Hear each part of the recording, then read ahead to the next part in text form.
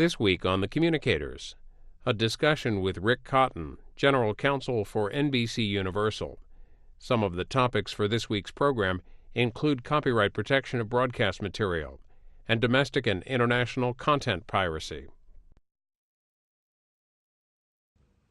This week on the Communicators, we'll get a broadcaster's perspective on telecommunications issues facing the television industry. Rick Cotton is our guest. He is also the Executive Vice President and General Counsel of NBC Universal. Rebecca Hoffman is with BNA. She's the legal editor of that publication. Mr. Cotton, thank you for joining us this week on the Communicators. I want to start off with some issues that you're very involved in, including piracy and intellectual property. Do you know Victoria Espinel, and what role do you see her playing in the protection of intellectual property? Well, let me begin by saying I'm happy to be here. I think this is actually, as we sit here, a very important moment in that the Senate Judiciary Committee is holding confirmation hearings on her appointment. The Congress a year ago, almost exactly, passed a very broad-reaching and landmark piece of legislation on protecting intellectual property, which really is the innovation, the ingenuity, the technical invention, and the creativity that drive 40% of the growth of the U.S. economy. And so what we're talking about as we talk about this new appointment, the new legislation really starting to take effect, is what steps are we as a country taking to ensure that the economic benefits of what truly drive an advanced economy, such as the U.S. in the information age of the 21st century, accrue here in the United States rather than being hijacked or stolen by counterfeiters and digital thieves. And so her appointment is really one of the major innovations that the legislation of last fall created, which is a White House level executive who is in charge of looking at the enforcement activities across the U.S. government, escalating the priority that we as a country attach to protecting what does drive our economy, and ensuring that all of the departments of the U.S. government, in fact, are working together and working at a strategic level to be effective. Well, often when we talk about piracy and intellectual property, we look at other countries and where that piracy might come from. You've approached it from a different point of view, and what is that point of view? Well, I think there are 2 points of view.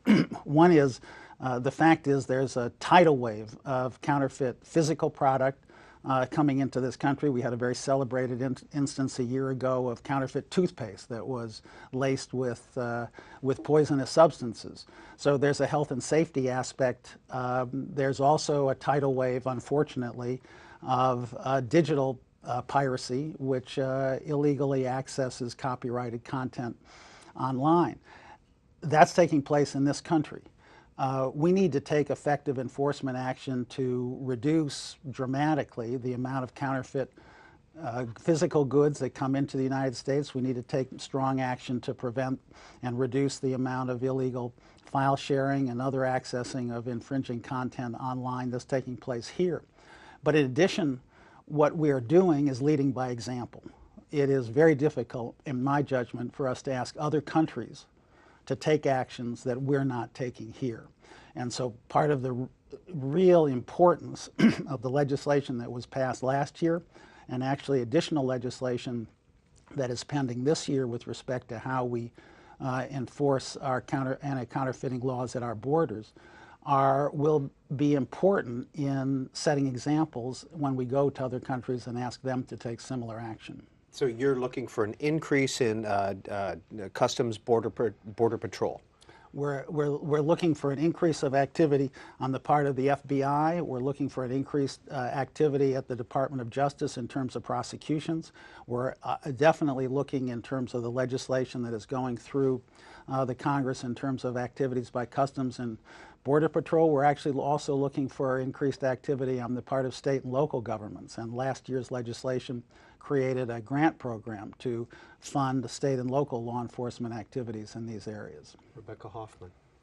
Mr. Cotton, you're also involved in the fight against motion picture piracy, and we know that movies are uploaded to the internet as soon as they hit the theaters. The public doesn't necessarily perceive this as being wrong because it's so easy to do. Besides being illegal, tell us how is this really wrong? Who is actually hurt by this?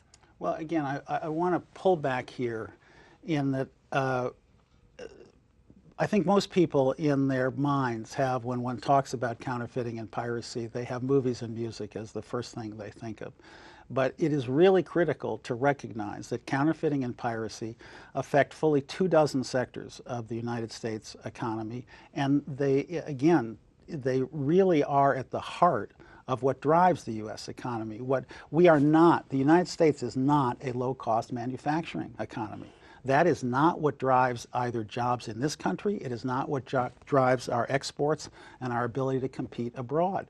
What drives our capability to compete and our capability to grow our economy is, again, our innovation, our ingenuity, our technical invention, and our creativity. And we'll come to movies in a moment. But if we're not prepared to protect those engines of growth, particularly at a time when our economy is in a ditch, you can't read a newspaper without seeing the historically high levels of employment and the discussion about how do we generate more jobs. If we are not prepared to take actions to ensure that what drives our economy actually produces economic growth and increased jobs here, we are really handicapping ourselves and handcuffing ourselves in terms of our ability to get out of the ditch. Now, if you come to the question of movie piracy, that is one sector of our economy. It is not, however, what this conversation is all about. It is a broader conversation. But what I would say to you in terms of online illegally accessing the output of our creative industries, and our creative industries here extend across a broad range, and I might say again in terms of numbers, this is 11% of our gross domestic product. And the problem, I would say, in terms of online piracy is that there really have not been technological blocks to people easily accessing content. And I think what happens then, and it's particularly true in terms of the younger generation, is that people come to believe if it's so easy, it can't really be wrong. And I think that we actually, as a society, bear some responsibility for them, because we have not used the same technology that is so powerful in terms of digital distribution to actually put speed bumps in the way of accessing online content. And if I could, I'd like to give you a specific example of that, which is if you go back 3.5 years to the launch of YouTube. It was actually an NBC television skit, a Saturday Night Live skit called Lazy Sunday, which actually launched YouTube in the sense that it was the first viral video. All of that was accessed on an unauthorized basis on YouTube. It was simply pirated. If we were having this conversation back then, people would have said, game over, forget it. There is no way to prevent YouTube and other video sharing sites from being awash in pirated content.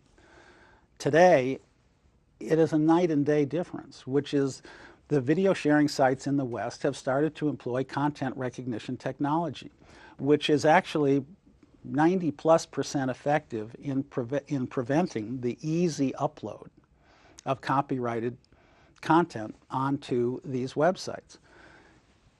Now, hand in glove with trying to put technological blocks goes making legitimate content accessible. So NBC Universal, along with partnerships by other content companies, created Hulu.com and NBC.com. So if you now go back to the election of last fall, Tina Fey's skits playing Sarah Palin were enormously popular, not just on television, but online. More than 10 million views of each one of those skits, and as you know, there were multiple skits, were viewed online. But virtually all of that viewing in terms of whole skits occurred either to Hulu.com or to NBC.com.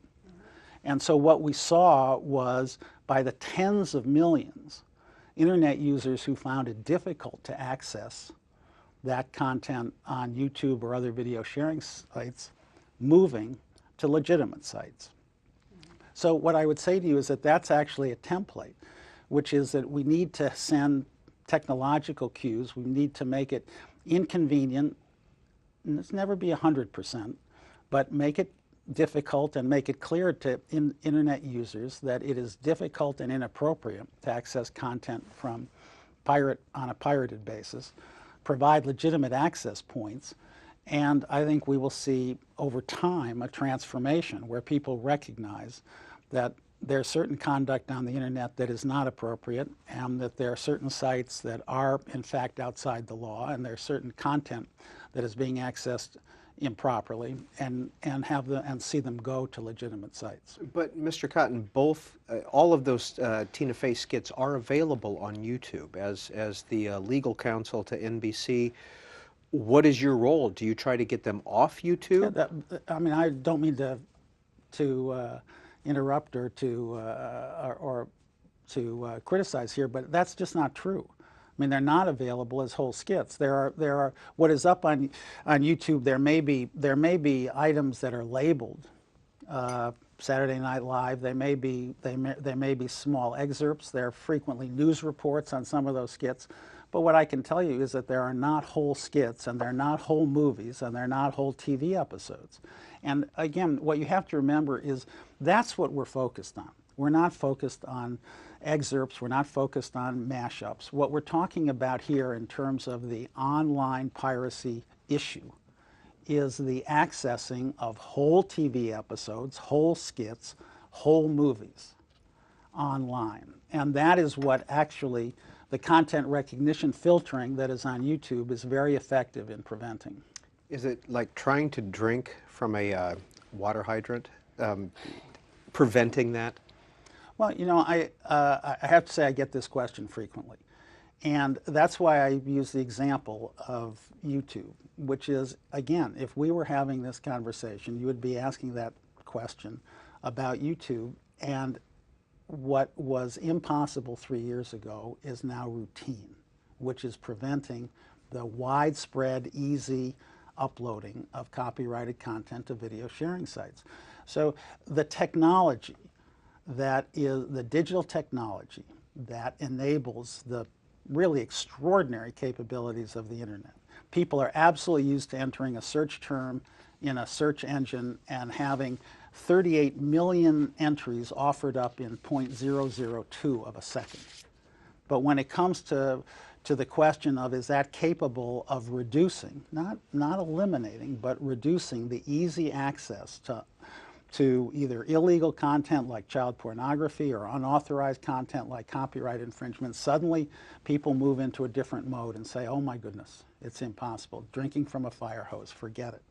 The reality is that the technology is enormously powerful. It's not foolproof. But if you think of virus filters, if you think of spam filters, if you think of technologies that are deployed routinely by ISPs in terms of denial of service attacks, Trojan horses, worms, there is an enormous amount of problematic material and really negative aspects of the internet. And increasingly, the creators of the broadband internet are getting better at protecting consumers from those. So we're not really talking about things that are different in quality from bringing the technology to bear. What people want is a safe and secure internet. And that is, in my view, what we ought to be talking about, which is how do we provide people with a safe and secure internet, and technology has a huge contribution to make. So is the onus, Mr. Cotton, on the ISPs to provide that safe and secure internet, or the government, or the content providers? Well, inevitably it is going to be the creators of the broadband internet that have to put in place the capabilities to create a safe and secure internet. But I think that's a conversation. It's a constructive conversation. It's one that we all ought to want to engage in. No one wants to have viruses attacking their computers. No one wants to be inundated, although to some extent we are, because this technology will never be perfect, by spam emails. None of us wants to have denial of service attacks rendering useless websites or our corporate intranets, which are under very frequent assault. So the answer is it has to be a cooperative endeavor, but the technology tools are in the process of development, and we should all be working together. The reality is that from a content company point of view, there's complete embrace and excitement about increased availability of the broadband internet. The ability of consumers to access content, the ability to use those tools, the ability to have consumers be able to access content and other capabilities when they want it, how they want it, where they want it, is enormously exciting. But there is the aspect that what people want is they want that access, but they do want it to be safe and secure. This is the Communicators program. Our guest is Rick Cotton, who is Executive Vice President and Legal Counsel to NBC Universal. He is also Chairman of the Chamber of Commerce's Coalition Against Counterfeiting and Piracy. Rebecca Hoffman of BNA, next question.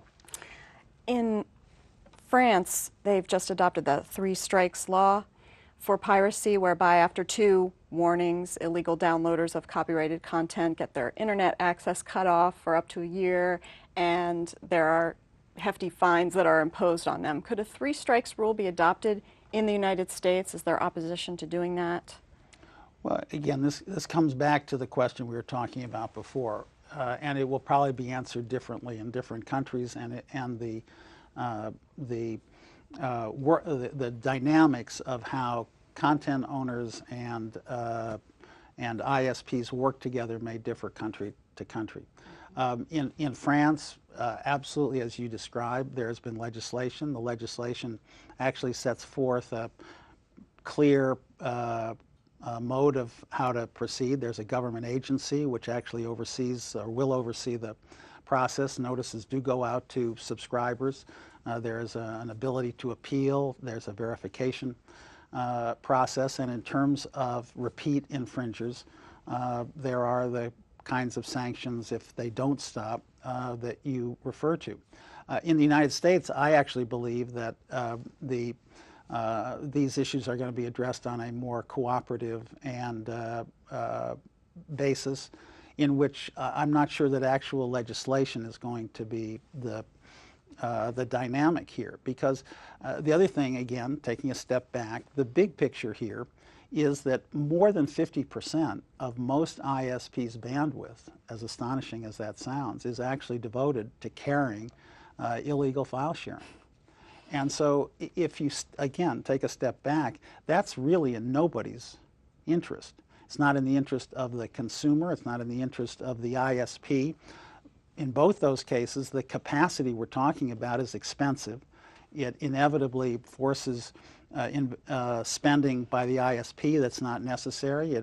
It forces, either as ratepayers or if there turns out to be government subsidization of the broadband build-out, it's going to impose additional and unnecessary costs.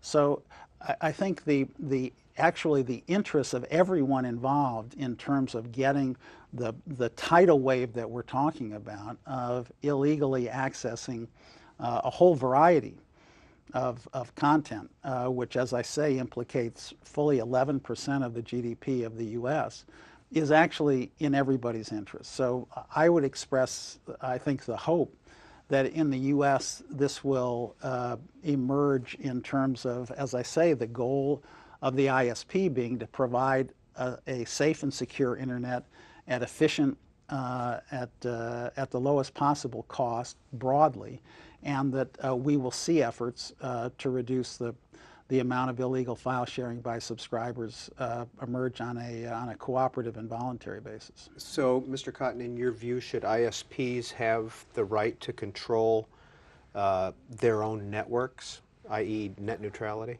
Well, obviously the Federal Communications Commission has just started an extensive proceeding on the issue called net neutrality. One of the major subjects that has been identified for discussion is what is the appropriate scope of network management practices. I think to the credit of the FCC, they have recognized that the ISPs need to engage in some degree of network management, first of all to address congestion, and then they've specifically said to address the question of preventing the transportation of illegal content, such as child pornography. They've specifically identified the need for ISPs to be able to address the illegal distribution of copyrighted content. So these issues are very much on the table. And I would say that from a content company point of view, it is critically important that the ISPs have the ability to manage their networks in a way that they are not the vehicle by which, as I say, a tidal wave of illegal distribution reaches the ultimate consumer. The same way it is important that they manage their networks so that they're not awash in viruses and denial of service attacks and a whole range of other unwanted material reaching people's computers. You talk about congestion. One of the issues that the FCC has brought up just recently is potentially taking some of the broadcaster spectrum and devoting it to the wireless industry. What are your thoughts about that? Well, again, that's going to be a matter of a good deal of discussion. The broadcast, the network, local affiliate, over-the-air broadcast system has served this country enormously well over a period of 60 or 70 years, and I don't think anyone wants to see, frankly, damage done to that system. There is a reality that increasingly people access television, whether it's the broadcast stations or cable and satellite channels, over paid platforms such as cable and satellite. So it's natural that there should be some discussion about the broadcast spectrum. The chairman of the FCC has said that in his view there's a spectrum crisis in terms of the volume of wireless material. But so I think that is a set of discussions that are going to have to take place, and I think there are clearly two very important interests, which is the access by homes, which is still 10% of the country, to their over-the-air broadcast stations. On the other hand, there is the challenge that the FCC faces in terms of wireless spectrum. But I don't think I would try to lay out here what the solution in terms of those two very important competing policy agendas are. This is a question that could actually take an entire show, but I wanted to ask it anyway. As you're aware, in Fox versus FCC, the U.S. Supreme Court held that the FCC had, in changing their policy, had properly done so, had not arbitrarily changed its policy to allowing, or from allowing isolated uses of expletives on broadcast to just go by. They changed it so that even these isolated uses could be sanctioned. And the Supreme Court said that they had done this properly. How will the conduct of broadcasters have to change in response to this going forward from that decision? Well, as you know, this is a matter of continuing litigation. Certainly we, along with many other broadcasters, felt that the abrupt change in policy by the Federal Communications Commission, which really represented a break with 30 years of prior policy, was not only inappropriate, but put broadcasters in an impossible position in terms of guessing how a government regulator would come out on a particular program. And I would just note, as an immediate aftermath of that, when Saving Private Ryan was aired by a major network, literally dozens of that network's affiliates feared airing Saving Private Ryan as a result of this very inconsistent and almost indecipherable new policy of the Federal Communications Commission. And it was that led to the litigation. So what we have seen at this point is that that change in policy went to a court of appeals who ruled that it was not proper under the Administrative Procedures Act without reaching the constitutional question. That then went up to the Supreme Court, who took a different view on the narrow legal procedural question, and sent it back to the Court of Appeals, where now the constitutionality of the FCC, of the new FCC rule, is under review, and that will probably go back to the Supreme Court. I would have to say that as a broadcaster, our view is that that position of that new position of the FCC was not only inappropriate procedurally, but is unconstitutional. So that will need to be resolved, probably, as I say, up through the Supreme Court before this whole issue will come back to the FCC for setting what the new policy will be. Mr. Cotton, this FCC has been in place now for a couple of months. New chairman, Julius Janikowski, full FCC. Give us your views, if you would, on this FCC, how you view them. Well, obviously they're only in place for probably 2 months at this point, so I think it's a little premature to express any definitive views. I think one thing you can say clearly is that the transparency and the process that the FCC has put in place as it considers these multitude of very important policy issues is enormously positive, and that there's an openness and there's clearly a willingness to engage. It's been commented on by amongst the commissioners themselves. I think it is felt very much by all of the outside individuals and entities that present their views to the FCC. So I think we're clearly seeing a new era, which is very welcome on a process basis. The one major policy proceeding that we just discussed in terms of the FCC's looking at what are the access rules, how will they regulate the internet. As from a content company's point of view, was very important that the FCC specifically acknowledged the need to look at illegal content, to look at pirated content, and to address those issues and to put them squarely on the table, and to recognize that the access concerns are completely limited to lawful content. So that all seems to indicate a real desire to conduct careful policy making, to look for information, and to actually listen and respond to concerns that are put on the table. So I would say the very early signs are positive. Do you think it's a natural progression for an agency set up to regulate broadcast spectrum to now be looking at the regulation of the internet? Well, I mean, I think one of the fascinating things about certainly the media business, this is probably true of all businesses, is the fact that the technological change that is taking place today is extraordinary. And so I think you see the business itself grappling with those changes. I think it's only natural that you see the evolution of governmental policy agencies doing the same. A lot of news reports about Comcast, NBC Universal deal, merger. If you could give us your thoughts on that. Well, I've certainly read about it in the newspapers. As you know, in these kinds of situations, one just can't comment on deal rumors. Then philosophically, is there any issue with an ISP merging potentially with a content provider?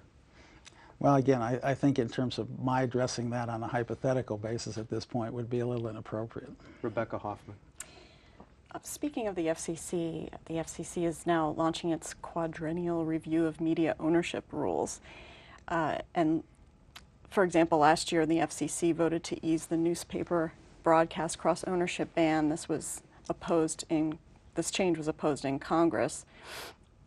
And the last time that rules were overhauled, they were challenged and sent back to the FCC by the courts. Do you think that the rules might have to change a lot now as we proceed into the digital age? What do you hope the FCC will do this time around? Well, this brings up what I have to admit is a little bit of a pet peeve of mine, which is that I do think that the FCC over the years has shortchanged the need really to look at broadcasting and the changes which are occurring technologically in terms of how people access television content. We have gone in this country over the last 30 to 40 years from a system where individuals received essentially all of their television free over the air to where 90% of the country receives it on a pay basis. There has never really been a broad policy review of what in fact are the public policy implications of that. There have been congressional revisions of laws. There have been proceedings, as you point out, which have looked specifically at, well, what are the historic limits that have been put on broadcast television stations. But in the meantime, we have had this entire evolution, almost a tidal wave of change in terms of what's happening out there in the real world.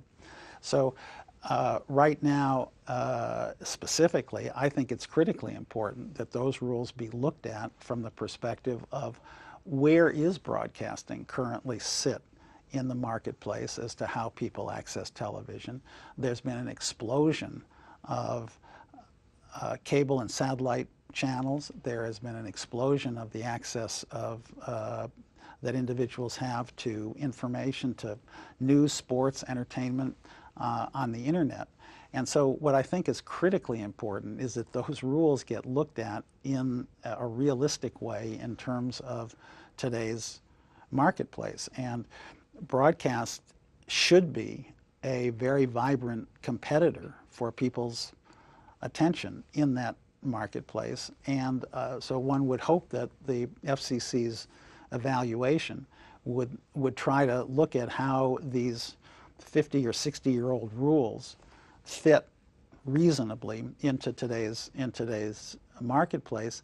But again, I would say with a focus on wanting broadcast to remain a competitor. That doesn't mean it should necessarily have a particular a thumb on the scale, but the issue is, do these old regulatory constraints really serve the public interest today? And I would be hopeful that the proceedings of the FCC would take that broader view. And finally, Rick Cotton, when you think of Google from a business perspective, what do you think about? Do you think of Google as a collaborator, a competitor, obstructionist? Well, maybe a little of all of those. I think that may be the nature of the world today.